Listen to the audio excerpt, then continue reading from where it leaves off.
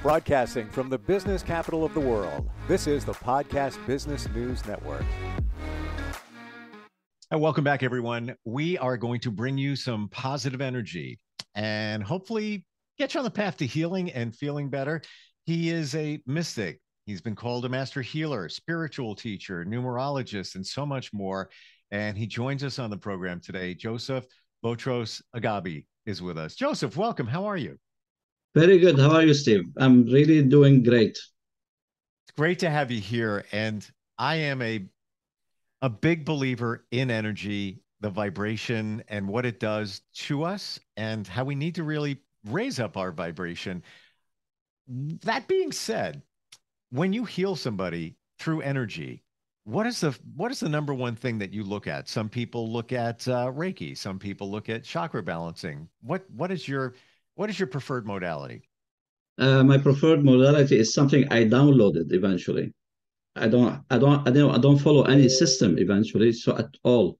It's all downloaded. It's energies that came through me. And eventually I'm going to be teaching it for the first time in 35 years in December, next weekend. And it is the way it's coming from my guides, from angels, from God, whatever name you want to give it, doesn't matter the name.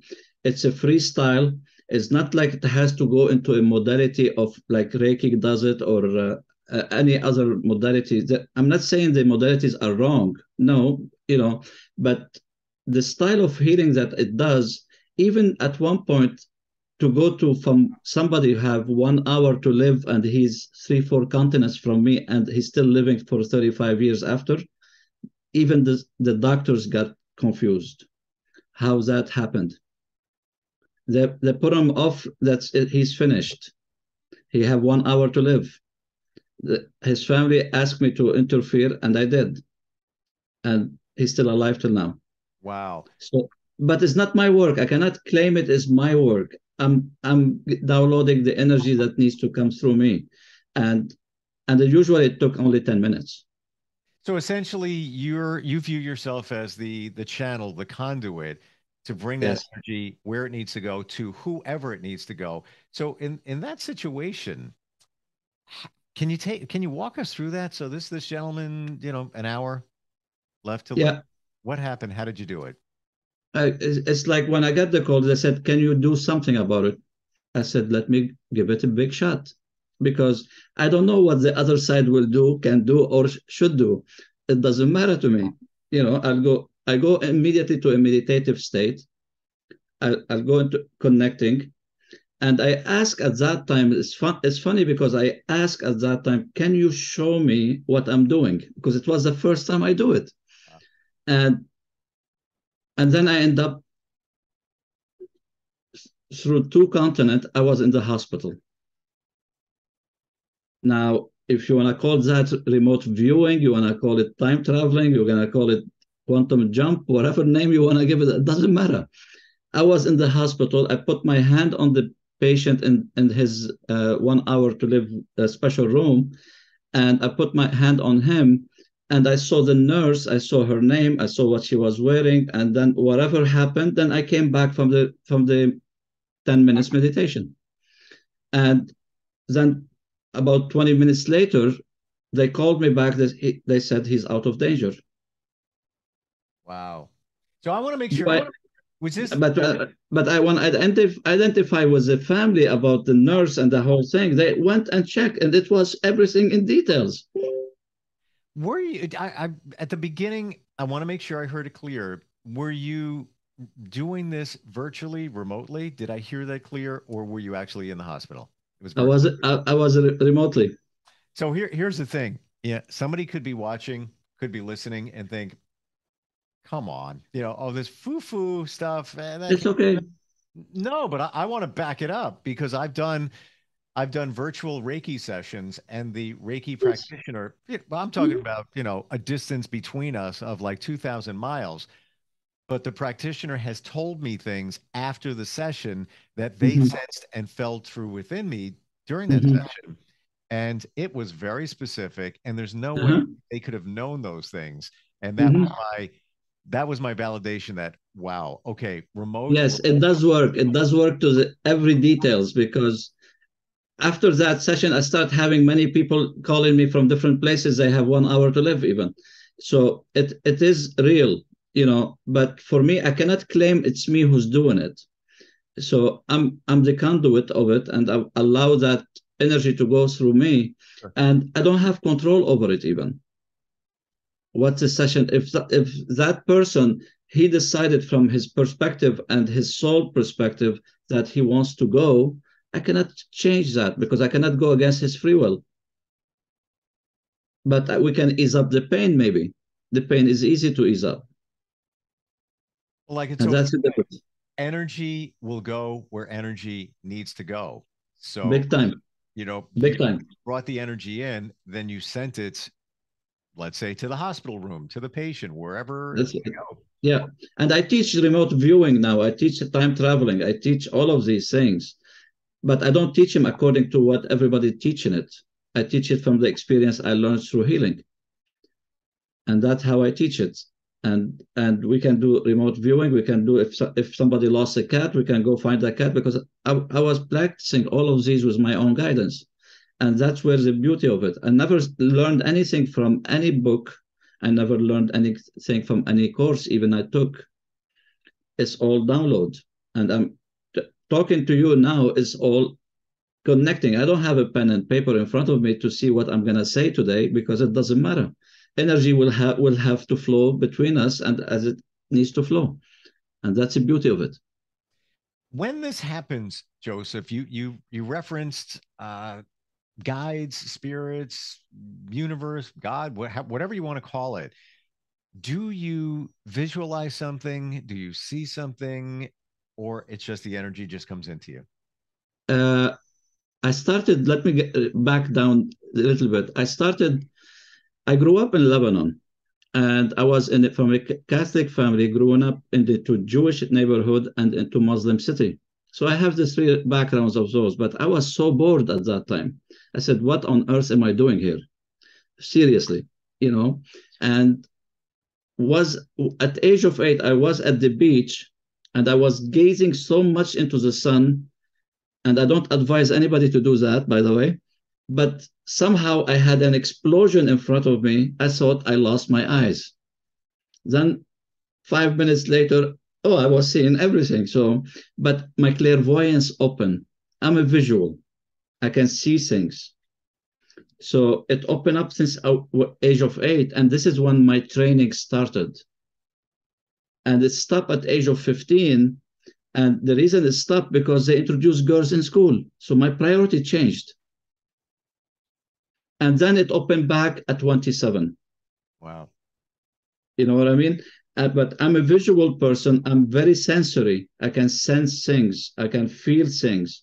I'm visual. I'm not auditory, but sometimes they give me auditory if I'm not paying attention, but I'm not auditory. I cannot say I hear stuff, but I'm visual. Sometimes I write it in front of me. Sometimes I see an image. Sometimes I see the energy, colors, and anything. When I do even my painting, it's all comes in from visualization of the person I'm doing the painting for, how they need the energy that support them into their own growth, and how they can move from beyond that. So I do have control over it, but I don't have control over it. So it's not easy to explain it into full details. And that's why I'm excited to do my event, because the first time I'll be teaching it. So I'm even don't have a pen and paper in that event, because it's going to be all downloaded.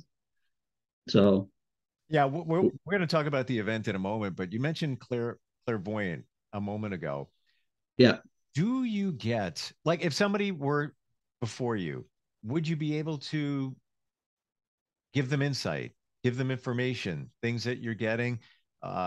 Again, nothing's ever guaranteed, but is there the potential that you might get a message or get energy? Oh, that's what I used to do in my 35 in the early stage. I used to have people coming to talk to loved ones, to talk to, I give messages in spiritual centers. And I used to do the ceremony of the whole aspect, the talk and everything. And I do messages at the end. I used to do that. I don't do those anymore, but they flow through me if I have to pass a message regardless. but I don't do it as a session that I do that as a session. But if somebody needs to get the message, they're going to get it straightforward, because sometimes when I do the messages, like, I don't need to ask you, what is it? What's the problem for you, Steve, for example? I have your guys in front of me, for example. I can see your guys, I can feel your guys, I can sense your guys. Sometimes I don't see them clearly, but I can see that they are there.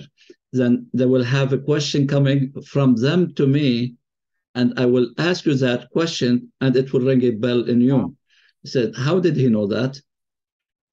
And that's where it back to the same thing what you said earlier yourself, when that Reiki person was doing the session, and he gave you some detail because he got connected with your own guides. Your own guides already knows more about you than even you know about yourself. So I never even thought of it that way. I thought it was just part of the whole Reiki session experience. Wow. Okay. Maybe in the Reiki session, I never learned Reiki, so I have no idea how they do it. I never learned with anybody eventually. So it is the way for my own connectivity, because I can see somebody's guides. I don't have to see them clearly, but I know that they are there. So once they start transmitting, because I don't filter things when I say them I say them how they come along, because they need to be heard that way. Otherwise, I don't temper into the answers. Many people they temper in the answer because they don't want to offend somebody. I will give you one time I had a healing done when I was living in Montreal, and a couple came in and they said, please, you're the only chance we might have to look into. I was leaving the country at that time. They came in, and the woman is 34 years old. She just had a baby. And the moment I put my hand on her, I said, how long do you have to live? Now, a healer will never ask a 34-year-old lady how long you have to live. But how confident I have into the connection I have, the moment I put my hand, and you have to see her shoulder went down. She said, how did you know? I said, why you're here then? And her cancer was gone at that time, because I left the country. I came 2-3 years later, and they told me she's still alive. Wow. And it has 6 months to live. So it's because it's not under my control. I cannot guarantee anything, because I'm the only conduit, because it has a lot of that person if they want to live. Well, I cannot go with a psychic medium. So many times people will say, hey, can you connect me with Uncle Vinny or whoever it might be? Yeah. But it doesn't work that way. Maybe they can. It's whoever is going to come through, whoever should be coming through. The energy that should be coming through is what's going to come through. By the way, I just want to say, if you get anything on me, I'm transparent. You could say whatever you want. Don't worry. I will say them without even thinking about them. Hey, all right. Joseph has no filter. That's great. Let's turn to numerology. So you're a numerologist, Okay. right? Yes. Can you give us some insight, but simple? Because a lot of times, yes. I hear, you're going to figure out your life number, and it gets all confusing. Any tips, any insight, any information about Yes. Look, we all have a date of birth. We all have a name. We never question any of those. But those, if you wanna take a quote from Nikola Tesla, if you wanna understand about the universe, you need to understand energy, vibration, and frequency. And your name and date of birth has the energy, frequency, and vibration that he's talking about. But we never use them. So if we add up your name, your date of birth will give us the idea what is your life path or destiny or purpose on this lifetime. They're all the same word, by the way. Don't get confused. They're all the same thing. Life path, destiny, or purpose. So that will give us an indication what it might be. Then we have the challenges from that date of birth that you might have to face in life. At the time of childhood, later on, growing up on your own, and advancing it from day one to end of life. So we have the idea what you might come out with. Now, your name determines your personality. and how your character is, and how your weaknesses are, and how your strengths are, and how many times we sabotage our name by keep changing the name. Mm. If you don't know how you're changing it, it might hurt you. Women got a lot of hurt into their changing their name to their married husband because sometimes they lost some energy from their names, and your husband cannot support that. Then you see them, their life went all chaotic eventually because they couldn't handle it. You know, because that new vibration came to their life and they didn't know what it is, and they end up in divorce after.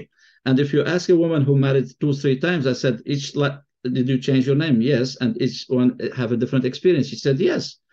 Why is that? I said, because you changed your name. Wow. All right. I want to go back. This is fascinating. I want to go back to the life path number. Can you tell us how to figure that out based on Okay. our date of birth? Okay. So your date of birth. Do you want me to do yours if you're open to that? Let's go. Okay. Can I have the month, day, and year, starting from the months? 9 9 2 2 1962. 1962. So you're my age. Good. So 9 plus 2, that's 11, 21. So I'm adding the numbers. That's all I'm doing. 9 plus 2, 11, plus 1 and 9, 10. 11 plus 10 is 21, plus 6, 27, plus 2 is 11, and slash 2. So your life path is 11 slash 2 for 1962. Give me that one more time. I want to write that down. So life path is 11.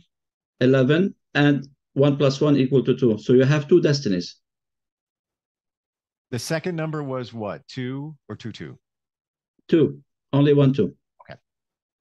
So you have 9 plus 2 plus 1 plus 9 plus 6 plus 2 is equal to 29, is equal to 11. 2 plus 9 equal 11, and 1 plus 1 equal to 2. So you have two different destinies. Now you're coming from a very old soul. You like it, or you understand it, or you're aware of it. You're coming from an old soul. And you're coming into this life to finish the life cycle of your life and end it now. Of all the karma that you've been dragging for many lifetimes, all the soul agreement you have had with everybody in your life, everything that you're coming to finish that charade of lifetimes, because you have a 9. So your soul is having two tasks from you. The first task is Steve needs to finish all of these things to cut them out, because your soul wants to come to the next lifetime completely brand new person, totally different experiences. You're not going to come back with the same people, as I say it in my public speaking, when we come out from the womb of our mother and we open our eyes, we look to everybody, and then we start crying. Now, medically, they have a term for it. Unmedically, I will say, the moment you look to everybody, you said, not you again. So you're going to be repeating the same life with the same people again, because the karma has never been finished, never been closed. So you have the soul agreement with the same people, and we'll keep repeating everything back and forth. Now, 1962 is also 18, is equal to 18, equal to 9. And 18.9 is a prolific writer. So you can channel book after book if you decide to do that. And that starts at age 58 until the end of life. So how many books you wrote already? Because I have the same thing. Like I wrote 2 books. I shared in 1 book. I'm writing my 3rd book already. And English is not my first language. I used to speak 6 languages. So what is your excuse, Steve? I haven't written a book yet. Well, think about it. Now, your destiny is 11 and 2. So you have one side of you is sometimes you can go into being oversensitive. And that will, whatever happened in your experience, that you need to modify in life. So you have that aspect of you that you need to have. You might have a challenge in the beginning of being with your 7, being a skeptic at one point of all of these events until you start going into it, having lack of trust in self first, and then in others, and then in the higher universe. And so you're isolated. You feel lack at times. You feel inferiority at times. You feel I need to learn everything. No, you don't need to learn anything because you already have it inside.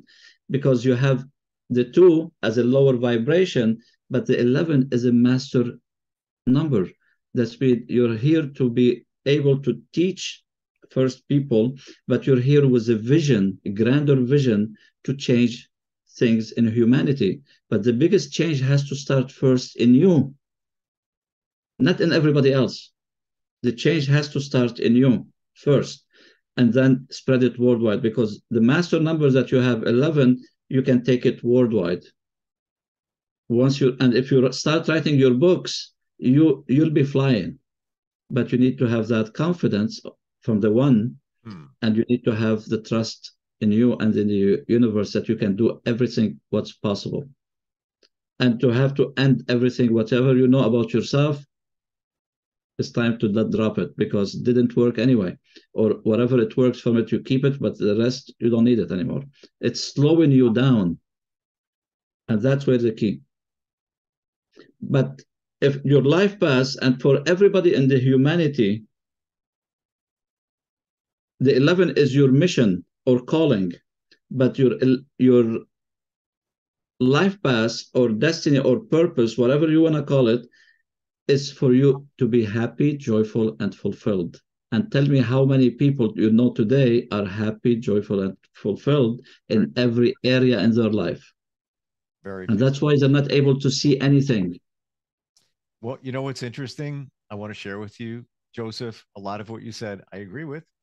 And the number 11, I've always heard it's a good number. It's a good number. Yeah, it is. I moved a few months ago, and if you take the 3 numbers in my address and you add them up, they all come up to number 11. So, and by the way, add your name too. It's come up to 11. Didn't think of that. I'm telling you that. I just saw it. Add up a name. How does that work? I mean, you take the chart, A, B, C. A is 1, B is 2, B, like V is a 22, so it is equal to 4. Me, I go for the lower number. So V become 4, and you start, everything is double numbers, you shrink it to 1. And that's all it is. And then you can add your name. Your first name is 8, and your last name is a 12/3. This is why you're doing radio, because that's fun for you. And at the same time, when you add 8 plus 3 is equal to 11. That's how you express yourself. How interesting. You see, I did your name, by the way. This is the only thing I did for you. I did your name because I didn't have your date of birth. I did your name for the reason, and I want to know who I'm speaking with. So I find that fascinating, that it's almost like you can, let's say you have a meeting at work, maybe with a person, and you're going to meet with a possible client, and take their name first and last and add it up. Now, do you do them independently, the first and last? Yes. Yeah. No, I will add one, and then I add them together. Okay. And by the way, I tested it. I asked a recruiter to get me 5 jobs for VP sales and marketing. And she asked me, she said, you told me that you don't want to work. Why? I said, I'm testing something. Is that okay? So she said, no problem. I'll get you 5. She got me 5 big, large companies. And the moment I asked her how they spell their name on their business card. Exactly. If there is an initial or anything, she gave me the thing, and I calculated their name. I went to the interview, and I remember it was in Montreal. The first guy from the interview, I already noticed his accent is from New Orleans, because I lived in Louisiana, and I've been to New Orleans over 26 times, because it was the weekend getaway kind of for us outside New Orleans. So I knew it very much. I said, are you from New Orleans? She said, yeah. And we started talking, joking, and the whole thing. I did the whole interview, an hour and 15, and I got the job. Only we spoke 10 minutes at the end about the job. So from those 5 interviews, I got 4 offers from 5. The fifth one, she got married. She put an initial that I didn't get. She didn't have the new business card, the agent. That's the only one I missed because she added one initial, and that was. But I got 4 offer out of 5. I could have had 5 out of 5, and it will help a lot. Now, what happened in the marriage with two people, when two people couples, what's happened, the problem is their communication, that sometimes they're not understanding each other because one speak English, one speak Chinese, maybe. So they're not hearing each other. And what we do in a numerology chart is we fix that change. We'll have them more harmonious to each other, that they can hear each other. And then the whole relationship change. It shifts totally. How open-minded are you? Do you believe beyond your reality? You know, because we all fixated into one thing, but I had 20 couples, they're going into the divorce and the whole charade, and 19 decided to stay, and one decided to divorce. And he decided to divorce because he doesn't want to work on himself, the guy. But all the other 19, they're back still married with each other. But they made some changes in their names in order to meet with each other eye to eye, at least. And what do you mean? And we have just like a minute or two left, but when you say, Joseph, that you changed their names, what do you mean? I added a letter or a middle name or something from their name, and that's all it is. Okay, interesting. All right. I just want to go back real quick so I understand it. When you did my numbers, you had 11, and 2. What's the 2? What's the significance of that? The significance, because the 11 is a higher vibration, it's a master number, but every master number have a lower vibration. So 1 + 1 is equal to 2. This is a lower vibration of it. So you have to pass through the lower first in order to maintain the higher. So what is the 2? What would that represent? The 2 is about relationship. It was in the beginning, how was your relationship with your family, with your friends, co-workers, friends, your own kids, if you have kids, is how you handle people.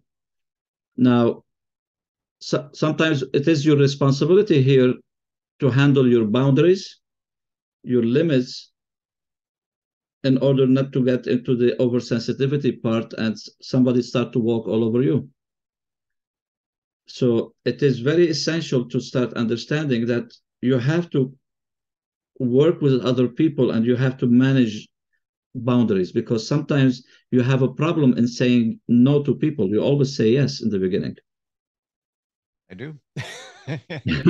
It's a people pleaser. I want to make sure that, everybody. Yes. Yes, but the people pleaser is hurting you on the inside. It doesn't serve you. Yeah, it's and the no is a complete sentence. It's okay. That's it. Yeah. Joseph, we're out of time, but fascinating talking with you. I didn't even get to the fact that you have a science background, so that's where a lot of this comes from. Before we move in any direction here, let's talk about what you have coming up in the next couple of weeks. Next weekend, eventually, I'm doing my first ever event on teaching how to do physical healing, how to connect with the source and directly from the source. So it's not like it's going to be, you have to do this, you have to do that. No, it's a connection. It's how to bring in that energy. And this is the first time I offer it in 35 years. I decided to do only 12 people. I don't have a page, unfortunately, for it, because I already sold 8 tickets without any page on it written, because some people are waiting for me to do that event.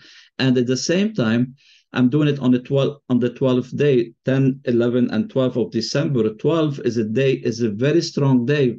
Write it in your calendar, because it's equal to 12, 12, 12. It's a huge day, this day. And this is where I'm going to do activation for people in doing that work. It's going to be on a very strong, powerful day. And I'm excited to be part of this day eventually. Wow. Fantastic. If somebody wants to learn more about you, has questions, maybe they want to work with you in terms of either healing or even numerology to get some more insight, even work on their relationships, where do they go? How do they find you? They can go into soulvisionawakening.com. soulvisionawakening.com. They can find at least they can send me an email or anything they want. And or they can give me a call into 604-221-4469, and they can leave me a message there. But email is much easier for me because sometimes I'm lazy with telephones, so I don't check my phones that often, and even my cell phone I don't carry it often. So that phone is at home eventually that I left you, but the cell phone I don't carry it much, and this is where they can reach me the most. And if they go for Joseph Boutros Ghali on Google, they find many pages on me anyway. So yeah, fascinating talking with you, and we didn't even get to the art part. And I have next time. background. I didn't share that with you. So looking at your paintings is, for me, exciting. And I hope maybe next time we get together, we can talk about that. Yes, it will be my pleasure to talk about that. Yep. Go to the website, soulvisionawakening.com. And Joseph, it was fantastic talking with you today. Same for me, Steve. And I look forward for future talks. I do too. Okay, we'll be right back. As an expert in over 35 years in energy, vibration, and frequency work, do you feel you are stuck with the same old energy in your health, in relationship, finance, or anything you desire to have? My name is Joseph Boutros Agape from Soul Vision Awakening. I created, based on my past experiences, quantum healing art meditation to empower you to heal, change, modify your old energy using energetic painting I created or commissioned to create for my client. If you like to practice the experience within my meditation, connect with me at soulvisionawakening.com/thank you. Are you looking for even more of the podcasts and hosts that you love? The Podcast Business News Network is proud to announce that you now have even more ways to listen live. Check out the MyTuner Radio, online radio box, and Simple Radio apps on iOS and Android, or find us online. Search for Business News Network on mytuner-radio.com, or search Podcast Business News Network on streama.com and onlineradiobox.com/US. Take your podcast on the go and don't miss a minute of the action.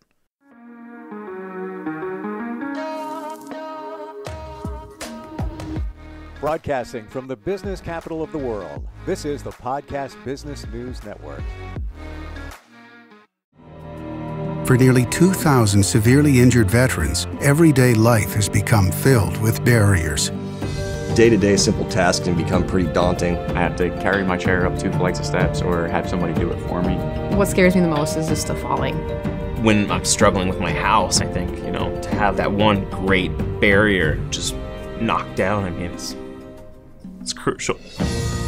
Home for Our Troops is a wonderful nonprofit that builds a mortgage-free, fully adaptive, handicap-accessible house. And there's no catch. It'll be our very first home that we've ever owned. This is a game changer. This is where your life begins again. We need you to join us in completing this important mission. Please visit hfotusa.org and help build homes and rebuild lives. Because of you, everything's going to be okay.